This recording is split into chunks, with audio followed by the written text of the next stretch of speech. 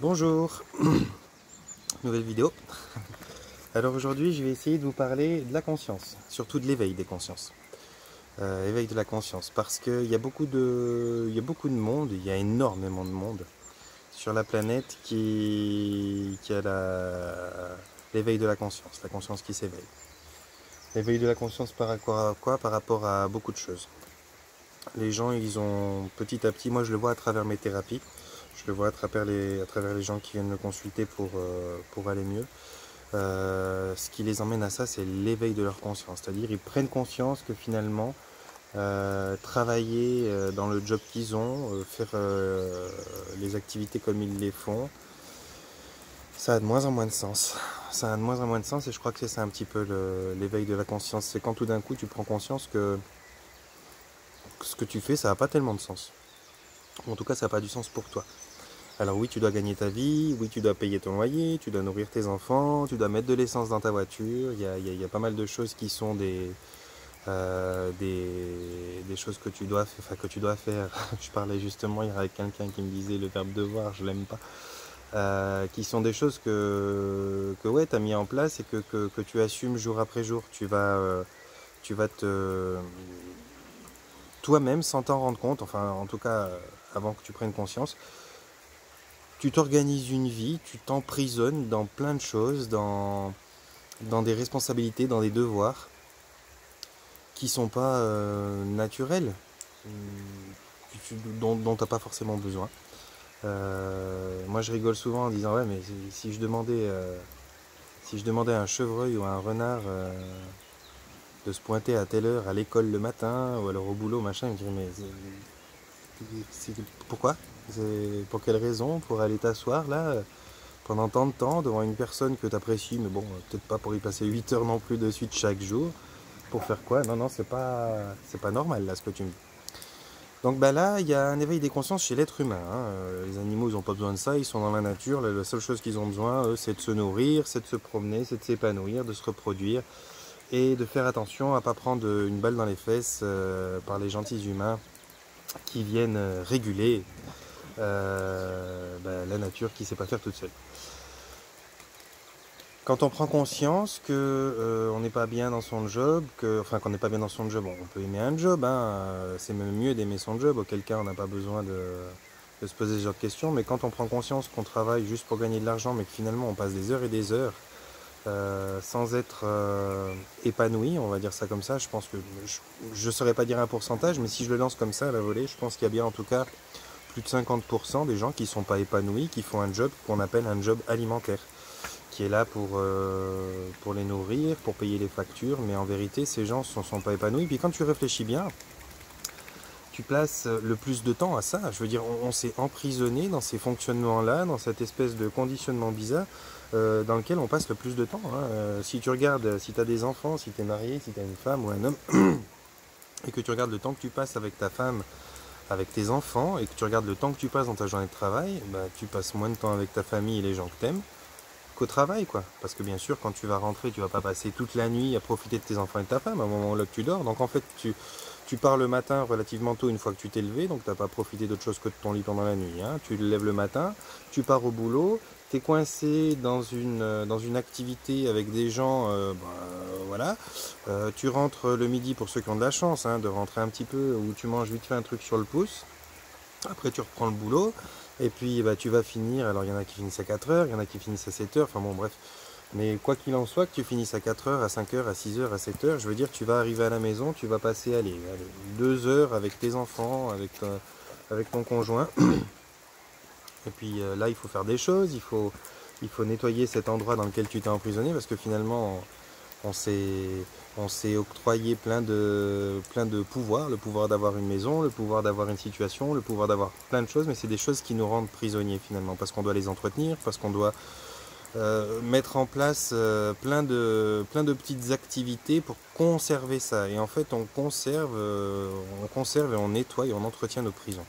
Ce qui fait que le temps qu'on a pour profiter, pour aller dans des jolis endroits comme ça, pour profiter de tes enfants, pour profiter de ton conjoint, il est extrêmement restreint. Tu vas passer peut-être dans une journée, je lance à la volée, hein, c'est pas pour tout le monde pareil, mais tu vas passer dans une journée peut-être 3 heures, je suis pas sûr que tout le monde ait 3 heures, 3 heures où tu vas pouvoir profiter vraiment des gens que tu aimes. Et là où c'est terrible, c'est que en fait la plupart des gens, il y a un grand pourcentage, euh, sont épuisés. Donc ces 3 heures-là, c'est pas des heures très qualitatives. Ça va souvent être, on va entendre de la part de femmes qui ont entretenu leur foyer, qui ont fait le nettoyage de tout ce qu'elles avaient à faire, qui ont travaillé à côté de ça, qui se sont occupées des enfants entre deux bouts d'école. Des phrases du genre non, maman elle a besoin de se reposer là, ou papa si c'est le papa qui garde. Hein. Non, non, laisse-moi un petit peu de temps, là je me reprends un petit peu. Ce qui fait que finalement, le temps qu'on aurait pour profiter de ses enfants, pour jouer pleinement, pour faire les fous, pour sauter, pour courir, pour faire des trucs plus calmes même, hein, ben il est pas. Si franchement, de tous les gens hein, qui est de vous, qui regardez cette vidéo, si vous dites honnêtement, si honnêtement, vous essayez de dire combien de fois vous prenez le temps pour vos enfants, il y en a une grande partie d'entre vous qui vont dire non, c'est vrai, j'ai pas j'ai pas souvent la qualité dans le temps qui me reste que je voudrais pour passer avec les gens que j'aime. Et c'est ça un petit peu l'éveil de conscience, c'est de se dire bon ok, on s'est donné des règles, il y a des lois, il y a toutes sortes de choses qui nous imposent de vivre de telle manière, parce que finalement sinon tu te coupes un peu du monde, hein. Si tout d'un coup tu te dis ouais bah c'est bon, moi je vais partir en plein milieu de la nature vivre, bon bah il n'y a pas beaucoup de monde comme ça, le but c'est quand même d'avoir un réseau social, d'être bien avec des gens, de pouvoir communiquer et tout, alors à moins de te mettre dans une communauté et ça se passe pas toujours bien, et de trouver un coin, parce que maintenant, quelle partie de la planète aussi n'appartient pas à quelqu'un, ou enfin je veux dire, où tu as le droit de te poser finalement. Il n'y a pas un seul endroit où tu as le droit de te poser, et puis où tu peux dire, tiens, tu n'as pas le droit de construire quoi que ce soit. Alors il ne s'agit pas de construire un hôtel, mais même si tu veux faire une cabane en bois quelque part, il y a de fortes chances qu'on te déloge et qu'on te dise que c'est interdit, quoi, finalement, la planète n'appartient plus aux êtres qui la peuplent. Les animaux n'y ont pas le droit, les êtres humains n'y ont pas le droit.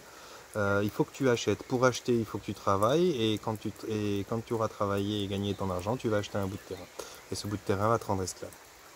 Donc, je me perds un petit peu. Mais pour dire que, voilà, la vie d'un être humain, la vie de nous, des hommes et des femmes, on se l'est compliqué. Il y a sûrement deux, trois pointures qui sont à la base de tout ça, qui ont organisé, sûrement avec bienveillance au départ. J'en suis même pas persuadé finalement. Et puis bah maintenant on est piégé là-dedans. On est piégé dans ce fonctionnement et l'éveil de la conscience, bah, c'est justement ça, c'est de se dire mais attends mais moi j'ai envie d'envoyer chier tout ça, j'ai envie de mettre les pieds dans le plat, j'ai envie de dire que ça me convient pas.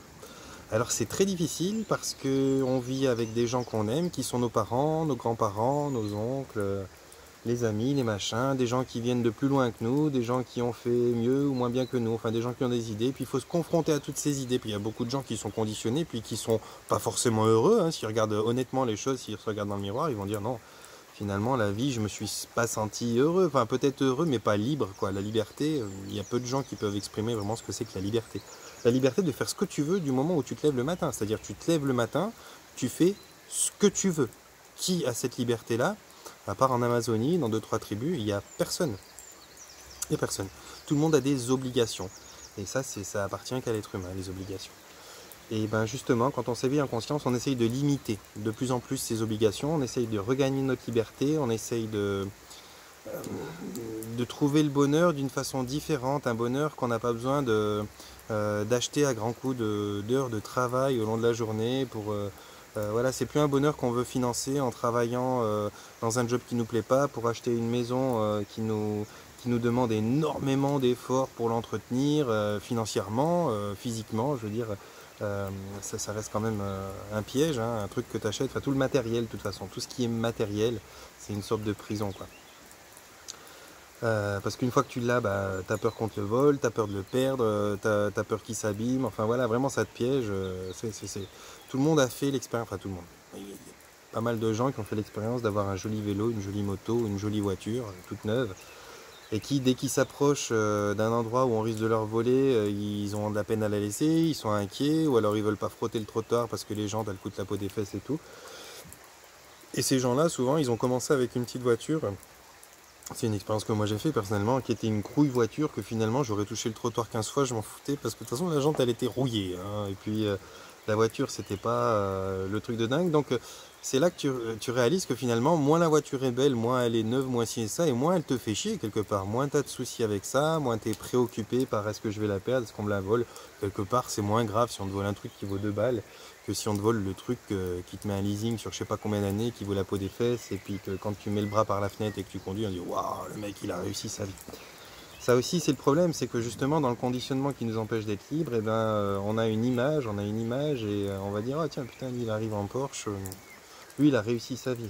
Il a réussi que dalle. Il a réussi à générer de l'argent, il a réussi à plein de choses, il est probablement heureux, on n'en sait rien, on va pas dire que tous les gens qui sont riches devraient être malheureux juste pour satisfaire la vidéo que je suis en train de faire aujourd'hui, mais le bonheur, c'est pas forcément ce que tu as. Mais quand on en parle, on dit, cette personne, elle a réussi. Une personne qui a réussi à acquérir des biens, qui a réussi à avoir un côté matériel très fourni, c'est une personne qui, soi-disant, dans notre société, a réussi. Et la personne qui va avoir tout envoyé chier, qui va avoir euh, aucun intérêt pour les biens matériels, et puis qu'en plus il n'a pas la chance de réussir, parce que finalement son état d'esprit colle pas avec la réussite, mais colle avec le bonheur, et qui va galérer à nourrir ses enfants, mais qui par contre va passer des moments très qualitatifs avec eux, qui va s'occuper d'eux pleinement, qui va les éduquer avec une grande sagesse, qui va vraiment avoir des moments authentiques, leur expliquer que la forêt, la nature, les animaux, c'est quelque chose inégalable, incomparable, et que c'est ça la vraie beauté, que c'est ça qu'il faut défendre et tout. Elle va pas être forcément qualifiée comme quelqu'un qui a réussi sa vie. Ça va souvent être le contraire. Ça va être quelqu'un on va lui mettre une casquette tout de suite, on va dire tiens, c'est un hippie, c'est ceci, c'est cela. Enfin bon, bref, on va vraiment entendre des mots qui sont pas à la hauteur de la qualité de ces gens. Et pourtant, ces gens-là, ils ont compris, ils ont une forme de liberté que celui qui a beaucoup de matériel n'a pas. Euh, Ce que j'aimerais dire maintenant, aujourd'hui, sur l'éveil de conscience, c'est que ça demande d'oser la congruence, la cohérence. Ça demande d'oser, une fois qu'on s'en rend compte, une fois qu'on a ce regard honnête sur sa vie, et puis qu'on se rend compte qu'on a cette conscience qui s'ouvre et qu'on s'aperçoit que c'est pas ça d'être heureux. Eh bien, ça demande d'oser après l'exprimer, parce qu'il faut l'exprimer, il faut pouvoir aussi, si tu veux prendre le chemin de je suis plus libre, alors ça ne veut pas dire que tu dois acheter tout ce que tu as, hein, même si ça t'emprisonne un peu, tu ne dois pas acheter forcément tous tes biens matériels, mais il faut apprendre quand même à se détacher un petit peu du bien matériel, et puis il faut apprendre aussi à oser ses opinions, parce que là tu es face au monde, qui lui aussi est conditionné, donc le conditionnement humain, il est basé sur plein de choses, hein, sur la peur de manquer, sur la peur de... C'est que sur des peurs, hein. Si tu regardes bien, si vraiment tu cherches le lien, la racine de toutes les choses qui conditionnent l'homme, c'est la peur de manquer, la peur de louper, la peur de mourir, la peur d'être malade, la peur de ceci, la peur de cela. Je veux dire, tout le système est basé là-dessus. La peur de ne pas réussir, bref, des peurs, il n'y a que de ça. Je veux dire, aujourd'hui, tu dois payer des assurances à droite à gauche, c'est un système basé sur la peur que quelque chose se passe mal, sur la peur que demain il y ait un problème. Donc voilà, il y a beaucoup de gens qui font beaucoup d'argent, je vais même dire les plus riches du monde, gagnent leur argent sur le fait de créer de la peur, quoi. La maladie, on va désapprendre aux gens, le pouvoir qu'ils ont d'être en bonne santé, d'être en auto-guérison et de faire fonctionner l'homéostasie naturelle que le corps sait si bien faire fonctionner. Grâce à la peur, allume un téléviseur aujourd'hui, puis regarde les pubs que tu vas avoir quand tu arrives en automne, quand tu arrives à n'importe quelle saison. Tu as des pubs, alors c'est déjà hallucinant, hein, tu as des pubs pour des médicaments. Ça veut dire qu'aujourd'hui, il y a besoin, ça fait un moment, hein, mais on vante, on cherche à grossir le chiffre d'affaires des médicaments. Ça fait un sacré moment, comme je te le dis, mais je veux dire, maintenant, il y a des pubs. Il y a des pubs pour des trucs dont la posologie t'annonce plein d'effets secondaires. Enfin, je veux dire, il y a quelques années de ça, on interdisait les pubs pour le tabac sur les Formule 1, sur les machins, sur le truc, parce que c'est mauvais pour la santé. Mais par contre, on va t'autoriser les pubs pour les médicaments parce que soi-disant c'est bon pour la santé. Chose qui est fausse parce que le médicament, il n'est pas bon pour la santé. Il n'est pas bon pour la santé pour plein de raisons. Il peut sporadiquement comme ça t'aider, t'appuyer, te donner le petit coup de punch qu'il faut pour passer une douleur, pour passer ceci, pour passer cela. Mais en contrepartie, il désapprend ton corps à se démerder tout seul. Il te fait envoyer, alors ça c'est plus spirituel, spirituel, mais il te fait envoyer un message à ton être qui est j'ai pas confiance en toi, en ton fonctionnement, en ta capacité de guérir, et donc je vais le faire à ta place en t'imposant de la chimie. Chimie qui, elle, va non seulement casser le processus de guérison que ton corps il a naturellement, mais aussi qui va te produire des effets secondaires qui sont très souvent plus désagréables ou en tout cas plus vicieux, parce que c'est pas le truc que tu vas sentir tout de suite, mais ça s'installe suivant le traitement que tu as, plus vicieux et plus mauvais que l'effet primaire. C'est-à-dire que moi, par exemple, je prends moi parce que j'ai cet exemple sur moi, j'avais eu une doctoresse ma doctoresse, qui m'avait prescrit un médicament pour l'hypertension. Elle m'a prescrit ce médicament pour l'hypertension parce qu'effectivement, j'avais une tension qui n'était pas... Alors, je ne vais pas dire que j'avais une tension qui n'était pas normale, parce que je ne suis pas sûr qu'aujourd'hui, il y ait un seul être humain qui puisse dire qu'est-ce que c'est que quelque chose de normal dans le fonctionnement du vivant. Mais je vais simplement dire qu'elle n'était pas dans les standards et dans les grilles de la plupart des gens sur Terre qui, soi-disant, ont une tension normale. On va dire ça comme ça. Donc j'étais hors de ce cadre et donc j'avais une hypertension, un cœur trop musclé, et puis ci et puis ça. Elle m'a bien sûr expliqué grosso modo vite fait que ben ouais, le sel, le tabac, le machin, enfin les trucs standards qui peuvent vraiment monter la tension et que tout le monde devrait savoir pouvaient affecter, mais elle n'a pas été plus loin. Elle n'a pas été plus loin, elle n'a pas essayé de me faire passer à côté du traitement chimique, elle n'a pas essayé de m'expliquer ce qu'elle avait pu éventuellement apprendre dans son cursus de médecin. Et je lui en veux pas parce que finalement je me suis aperçu à travers les années et à travers les différentes expériences que j'ai eues que le cursus d'un médecin c'est aussi quelque chose qui y sont proprement conditionnés. Je veux dire, la médecine que va t'apprendre un chaman et la médecine que va t'apprendre l'industrie pharmaceutique aujourd'hui, les grandes écoles, les écoles de médecine, c'est plus du tout la même chose. Une, elle est sur comment aller bien, comment se soigner, comment apprendre à identifier les choses qui se passent en toi et comment les dépasser. Et une, elle est sur comment faire peur et comment faire de l'argent, beaucoup d'argent sur le dos des gens. Les médecins sont extrêmement bien payés, les salles d'attente sont pleines. Ça, en Occident, il n'y a pas de souci de ce côté-là. Mais tu vois, si tu te retournes vers d'autres sortes de médecines qui sont connues et appréciées parce que justement, elles sont beaucoup plus naturelles, elles sont beaucoup plus logiques, elles sont beaucoup plus... je cherche un mot qui est très très doux, un mot qui est plus... enfin, elles sont beaucoup plus respectueuses de la vie de l'être humain et confiantes en l'être humain aussi, comme la médecine chinoise. Tu vas dans ces pays-là, tu vas t'apercevoir qu'en Chine, quand la salle du médecin est pleine de malades, donc de gens qui viennent se faire soigner parce qu'ils sont pas bien, c'est pas du tout une bonne pub. C'est pas du tout une bonne pub. Ici en Occident, quand tu as un médecin qui a une salle d'attente pleine de malades qui viennent se faire soigner, on dit oh putain, ça doit être un bon médecin parce qu'il a la salle d'attente qui est pleine, donc ça veut dire qu'il marche bien. En Chine, pas. En Chine, un médecin qui a une salle d'attente, en Chine, au Japon, dans beaucoup de pays asiatiques, un docteur, un médecin qui a une salle d'attente pleine de gens qui ne sont pas malades, il est respecté parce que c'est des gens qui viennent auxquels il va expliquer alors comment faire pour conserver la bonne santé, comment faire pour faire attention de passer à côté des choses qui sont dangereuses pour toi, pour l'alimentation, pour plein de choses, comment faire pour vraiment aller bien, comment faire pour prévenir si tu veux. Et puis en Occident, on va t'apprendre comment faire pour aller mieux, c'est pas le mot, mais en tout cas pour arrêter ce truc qui te fait mal, arrêter ce symptôme, le fameux symptôme, la fameuse sonnette d'alarme qui est le meilleur moyen de ton corps de t'exprimer que tout va bien, qu'il fonctionne bien. D'ailleurs, la preuve, quand il y a un problème, il sonne fort, il te fait mal pour te dire qu'il y a quelque chose qui va pas, maladie. Hein. Le mal a dit, écoute, il y a quelque chose qui est pas juste dans ce que tu fais, il faut que tu changes. Eh bien, ici, la médecine en Occident, elle t'apprend comment éteindre cette sonnette. Voilà, elle traite le symptôme, c'est un secret pour personne, on en parle ouvertement chez les professionnels comme les autres. On admet aujourd'hui que la médecine chez nous ne soigne pas, elle ne guérit pas. Elle éteint le symptôme, elle te permet de plus souffrir de la douleur que tu as, mais cette douleur-là, c'est un message, c'est quelque chose qui exprime qu'il y a quelque chose que tu fais faux dans ta vie. Alors peut-être que tu fais faux, je sais pas, tes occupations journalières, tu te reposes pas suffisamment ou en tout cas pas avec une bonne qualité, ça va pas. Peut-être que tu t'alimentes mal, peut-être que tu es stressé, vraiment éprouvé psychologiquement et puis que tu crées de la maladie parce que on sait très bien qu'aujourd'hui l'esprit crée énormément de maladies, hein, c'est reconnu sous le nom de l'effet placebo qui lui on dit ouais ça soigne. On te file une capsule de rien et puis il n'y a rien de médicament là-dedans et puis finalement tu vas guérir quand même parce que tu auras cru que c'était un médicament, donc c'est la psychologie qui va c'est ta psyché qui va t'avoir guéri du mal que tu avais. C'est ce qu'on appelle l'effet placebo. Bah, l'effet placebo, il marche exactement à l'inverse, hein. Quand tu vas pas bien, quand tu as l'impression que tu vas être malade, tu peux aussi créer la maladie, hein. Je veux dire, les croyances ont un pouvoir juste hallucinant.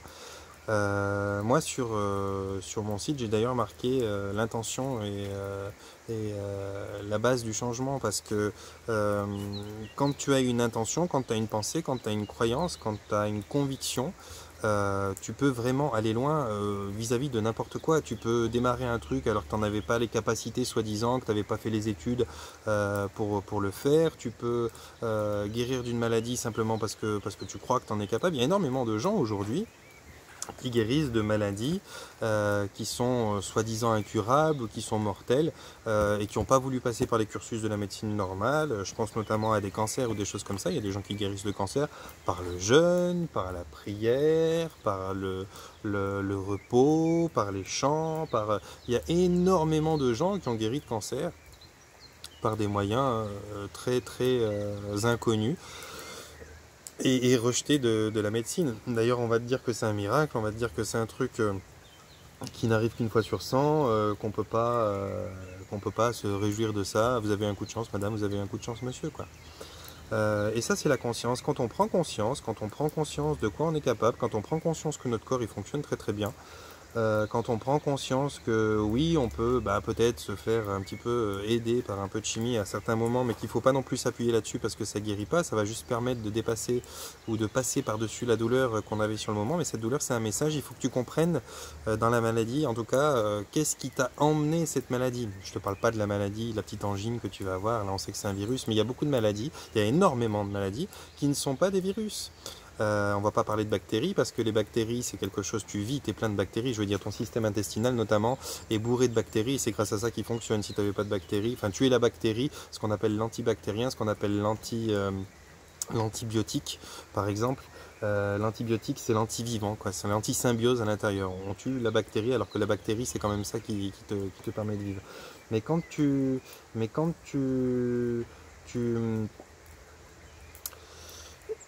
quand tu crois en ton corps, quand tu crois, alors quand tu crois, le fait de croire, quand ton esprit il est capable de se conforter dans l'idée que oui, tu as des pouvoirs, quand tu crois en ton pouvoir, eh bien il y a énormément de choses que tu peux faire. Je fais énormément de séances avec des gens qui croient qu'ils ne sont pas capables de faire ceci, cela, de changer de job et tout. Alors toujours avec les mêmes croyances, des croyances de peur. Des croyances qui sont ouais mais j'ai un loyer à payer, je peux pas tout plaquer comme ça, je peux pas faire ci, je peux pas faire ça. Déjà le mot il est pas juste dans ces cas-là, hein. C'est pas tu peux pas, c'est tu veux pas, parce que ne pas pouvoir ça n'existe pas, à moins que tu aies un fusil à pompe sur la tempe avec un gars qui te dit écoute tu bouges d'un centimètre, je te tire une balle dans la tête. Là tu vas te dire je peux pas parce que je risque ma vie, mais sinon il y a peu de gens qui sont dans cette situation, hein, mais pourtant il y a tout le monde qui dit je peux pas. Mais c'est pas je peux pas, c'est je veux pas. Et puis après, on va te dire, ah, il faudrait sortir de votre zone de confort. Alors, franchement, tu connais quelqu'un, toi, qui a envie de sortir de sa zone de confort? Moi, personnellement, quand je suis assis dans ma zone de confort, tu m'en déloges pas, je suis bien dans ma zone de confort. Il y a plein de messages qui sont comme ça, des faux messages qui te disent ouais, on va t'aider, mais en fait, on va pas t'aider. En vérité, ce qu'il faudrait faire aujourd'hui, c'est sortir de ta zone d'inconfort connue. Parce que dans les zones de confort, on y est bien, mais on est souvent dans des zones d'inconfort, mais un inconfort qui est connu. On s'est habitué. On s'est habitué à tel boulot, on s'est habitué à telle contrainte, on s'est habitué à tel truc. Et puis comme on a fait la bêtise de s'acheter une voiture, de s'acheter une maison, d'avoir des responsabilités, puis comme il y a plein de choses qui sont obligatoires, hein, le fait d'emmener tes enfants à l'école, c'est obligatoire, le fait de faire ceci, le fait de faire cela, enfin t'es pas libre comme un animal, eh bien on croit qu'on ne peut plus faire ceci ou qu'on ne peut plus faire cela. Mais en vérité, on peut presque tout faire. Il y a des trucs où tu vas te heurter à des lois, mais je veux dire, on peut presque tout faire. Et l'éveil de la conscience, eh bien, c'est peut-être ça, c'est peut-être la, la petite graine qui est en train de se semer dans l'esprit de beaucoup de gens, où ils se disent, mais finalement, je peux faire pas mal de choses et je sais pas pourquoi, je comprends plus pourquoi, je suis plus en adéquation avec ce système qui te dit que tu ne peux pas, voilà, que tu peux pas guérir de telle chose parce que c'est mortel, que tu peux pas euh, dépasser cette maladie parce qu'elle te tiendra à vie, que tu peux pas passer à côté de l'opération de tel truc parce que ton corps il pourra pas se remettre tout seul. Oui, alors il y a des cas. Il y a des cas, j'en suis un exemple. Moi j'ai dû avoir une opération des lombaires parce que mécaniquement mes vertèbres elles se touchaient, ça allait plus, j'avais très très mal. Je peux pas dire que j'ai tout essayé, parce que peut-être j'aurais tout essayé, j'aurais peut-être guéri sans ça, mais bon, voilà, je me suis aussi un moment laissé aller au fait de dire j'en ai marre, j'ai souffert pendant des années, j'avais besoin que ça change, et donc je me suis fait opérer. Mais j'ai quand même essayé pas mal de choses avant, hein, quand même, pour, pour le petit côté, j'ai essayé. Mais on t'apprend à désapprendre que tu fonctionnes bien, on t'apprend à perdre confiance en toi, on t'apprend à avoir confiance en un système qui, lui, va pouvoir commercialiser toutes les réponses qu'il te donne. Et c'est ça le problème aujourd'hui, c'est que on est obligé d'avoir un certain pouvoir d'achat pour acheter son bien-être, pour acheter son bonheur. Et c'est totalement contre l'éveil de la conscience. C'est-à-dire que l'éveil de la conscience qui s'émancipe, c'est justement le fait de prendre conscience que on peut faire énormément de choses, voire tout, sans argent, sans l'acheter, sans l'acheter. On peut guérir, en fait, on peut guérir sans acheter un seul médicament. Les médicaments, ils sont piqués à qui? On les vole à la nature. Alors oui, on va vanter que le fait des gens se penchent sur un truc, ont des locaux, on fait en ci, font ça. Ouais, d'accord, mais sur le principe de base, hein, sans chercher dans le détail, c'est la nature qui offre tout ce qui va te guérir aujourd'hui. Trafiqué, bidouillé par des gens qui ont décidé de gagner de l'argent là-dessus, bien grassement en plus, hein. Mais je veux dire, naturellement, tout est là, toi t'es là, tout ce qui va te guérir est là, tout ce qui peut te rendre malade est là aussi d'ailleurs, et on s'est amusé à privatiser et à faire de la finance surtout. Je veux dire, aujourd'hui, l'eau qui coule naturellement, il n'y a personne qui produit l'eau. Personne ne produit l'eau sur cette planète, il y a autant d'eau qu'au début, il y en aura autant qu'à la fin, l'eau elle se perd pas, on est en train de la pourrir soit, mais maintenant on te la vend. Un de ces quatre, probablement, on va te vendre ta capsule d'air pour aller te promener en forêt. On va te dire, ouais, pour respirer, pour sortir de chez toi, il faut quand même que tu achètes ta dose d'air. Nestlé fait ça très bien, il aime bien privatiser toutes les choses. Et l'éveil des consciences, c'est justement d'en avoir marre de tout ça, de se dire putain, mais il y a plus un truc qui soit pas payant. Un parking, c'est payant. Un parking d'un hôpital, c'est payant. Le parking du cimetière va bientôt être payant. La tombe, c'est payant. Le médicament qui t'a envoyé dans la tombe, il est payant. Enfin, je veux dire, on t'a fait perdre conscience, on t'a fait perdre confiance. Et ça, c'est en train de se briser. Il y a quelque chose qui se passe. Alors là, je ne vais pas partir du côté spirituel. Je pourrais faire une autre vidéo là-dessus. Il y a quelque chose qui se passe au niveau de notre système solaire tout entier, hein, parce que quand on parle de vibrations qui montent, d'éveil des consciences, sur certains sites vous trouverez ça, on a tendance à dire ouais, il y a un éveil de conscience, il y a une vibration qui monte, c'est au niveau de notre système solaire tout entier. D'ailleurs vous saurez, pour ceux qui sont un petit peu intéressés aux émissions qui portent sur l'univers, sur l'espace, sur tout ça, que ce qu'on appelle le réchauffement climatique sur notre planète, c'est quelque chose qui se passe dans tout notre système solaire. Il y a des degrés en plus sur Mars, il y a des degrés en plus sur Vénus, il y a des degrés en plus sur toutes les planètes de notre système solaire, pour une raison simple qu'ils ont expliquée. Alors après, il y aura sûrement d'autres théories ou des contre-théories, mais là, notre système solaire, eh ben, on a les planètes qui tournent autour du Soleil. Ce Soleil qui tourne autour de quelque chose aussi dans notre galaxie, puis au centre de notre galaxie, il y a un point alors on l'appelle comme un trou noir, mais en vérité il émet aussi quelque chose. Et ce point-là, autour duquel on tourne, dans notre galaxie, on tourne autour de ce point-là, et ben ce point-là, il émet comme un espèce de disque, comme ça, vertical, je ne sais pas si ça va bien marcher sur la vidéo, mais il émet quelque chose comme ça. Et nous, notre système solaire, il tourne, il tourne, il tourne, il tourne, il tourne, il tourne, il tourne. Et des fois, il passe dans la bande de ce disque, dans cette bande-là. Elle dure 2000 ans. Et quand on passe dans cette bande-là, eh bien, les vibrations, au niveau spirituel, on va dire l'information qui est transmise, elle est plus élevée. C'est ce qui aide à l'éveil de conscience. D'ailleurs, l'élévation des consciences, c'est l'élévation du taux vibratoire. On sait que tout est vibration. Pareil, je pourrais faire d'autres vidéos là-dessus. Eh bien, c'est ça qui se passe. Donc, l'éveil des consciences, il est dû à ça. Il est dû à plein de choses, mais il est dû à ça. Il est dû à un ras-le-bol de cette société qui maintenant commercialise tout, ton bien-être, ton mal-être, tout, sur la base de la peur. Et je suis très content qu'aujourd'hui ça se passe. Je suis probablement quelqu'un qui le vit. Il y a plein de gens qui le vivent. Et donc voilà, aujourd'hui je voulais vous faire cette petite vidéo pour vous dire que c'est une belle chose l'éveil des consciences, et c'est surtout bien si vous comprenez que ça doit être l'éveil de la confiance. Ayez confiance en vous. Dites-vous que vous êtes capable, dites-vous que vous êtes capable de faire plein de choses, qu'en vérité c'est plus souvent des je ne veux pas que des je ne peux pas que vous sortez sans vous en rendre compte. Parce que pouvoir, vous avez le pouvoir de tout faire, alors peut-être pas de voler hein, comme Superman, mais quoique. mais vous avez beaucoup de pouvoir, beaucoup plus que vous le pensez. Et puis, si vous commencez à changer vos mots, les mots avec lesquels vous exprimez, pour employer le vrai mot, hein, donc plus des je ne peux pas, mais je ne veux pas, pas parce qu'on me l'impose, mais parce que moi-même, à travers la vie que je me suis mise en place, bah, je me suis imposé, voilà, d'avoir une maison à entretenir, d'avoir un loyer à payer. Eh bien, peut-être que vous allez commencer à reprendre votre pouvoir. Et votre pouvoir, il est très très important. Voilà, je ne vais pas m'étaler plus, j'en suis déjà à 30 minutes, c'est énorme. Je verrai si elle a du sens, un petit peu cette vidéo, je la publierai. Puis j'en ferai d'autres encore. Voilà, si vous avez vraiment la possibilité de me mettre un pouce bleu pour que je sois plus vu, de laisser un commentaire pour me proposer éventuellement des sujets, je le fais bien volontiers. Je vais vous laisser un lien pour me rejoindre sur Facebook. Et puis voilà, s'il y a des questions qui peuvent arriver là, j'y répondrai volontiers dans la mesure de mes capacités, parce que voilà, moi j'ai moi-même mon propre savoir, mes propres expériences. Après, j'ai pas la vérité. Voilà, chacun a un petit peu sa vérité, mais je pense que je peux répondre déjà à pas mal de choses, ou en tout cas donner un point de vue qui puisse permettre un petit peu de sortir des points de vue les plus globaux qu'on a l'habitude d'entendre. Voilà, je vous souhaite une belle journée.